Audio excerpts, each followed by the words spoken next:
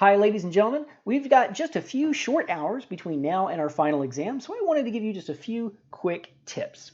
The first quick tip is about entropy generation. I'm definitely going to ask you about entropy generation on the exam tonight. So here's a typical closed system. It's a closed system piston cylinder device that you saw in your homework and that we've seen since the very beginning of the class. To calculate entropy generation, we're always going to need to know where our heat transfer comes from. We've always been using thermal reservoirs to designate that space or that area where heat transfer comes from or where heat transfer is going to go. So you can see at the bottom of the page here, there's our 500 degrees Celsius heat reservoir. Now, the most difficult part of calculating this equation is that integral on the inside, the integral of dq over t. Normally, if we were looking at our system being just that dashed box inside the piston cylinder device, the temperature changes throughout the process, and so how heat transfer changes with the temperature, extremely difficult to calculate.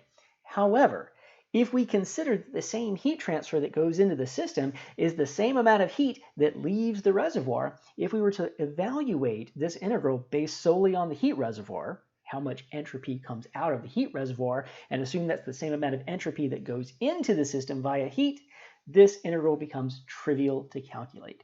So the amount of heat that leaves the heat reservoir is just Q, and that temperature is going to remain constant, 500 degrees Celsius. Since that temperature is constant, that can come outside of the integral, and we're left with a very simple ratio. That's my Q over T.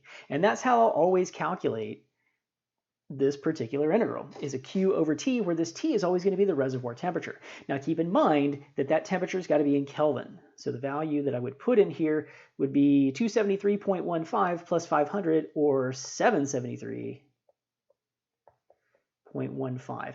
And then the Q would be the Q from 1 to 2, how much heat enters the system, and I'll probably calculate that from the first law of thermodynamics.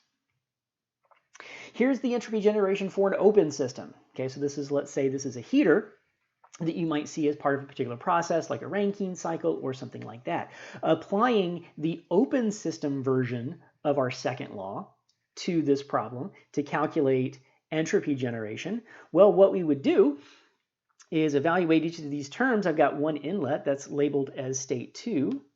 So I would have an m dot 2 S2 minus my outlet, which is state 3, m dot 3 S3. Of course, m dot 2 and m dot 3 are the same thing.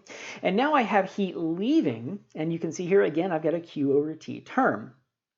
I would need to know, it's not given in this diagram, but if I were to ask you to calculate entropy generation, I would need to know what this reservoir temperature is. And so I would put that term here. This would be that QH divided by TH. And what sign am I going to need? Well, we're going to have to keep our sign convention in mind when we write this equation. Heat is leaving. Heat leaving is negative. Plus S dot gen. And that's the last term. And that's all equal to 0. Again, because we have steady state. So if I move everything to the other side, I can solve for that entropy generation. Okay, so you're definitely going to have to perform this operation on either the open form of the second law or the closed form of the second law one or multiple times throughout the exam. So hopefully you guys can figure that out. Good luck.